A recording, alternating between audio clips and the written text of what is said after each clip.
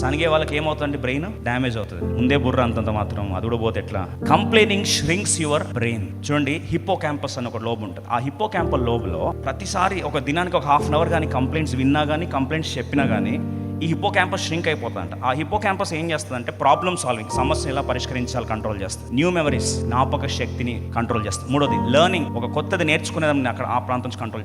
నాలుగోది emotions control అవుతాయి. ఈ 4 ప్రాంతాలు ష్రింక్ అయిపోతే అది స్లోగా ఆల్జైమర్స్ అంటే మతిమరుపు, నీకు గుర్తుండదు. హెబ్స్ లా అని ఉంది సైకాలజీలో. ఆ లా ప్రకారము neurons that fire together will wire together అని. అంటే కంటిన్యూస్గా కంప్లైంట్ చెప్పడం స్టార్ట్ చేస్తే అది నీకు అలవాటు అయిపోతుంది. కొనుగుతూనే ఉంటారు.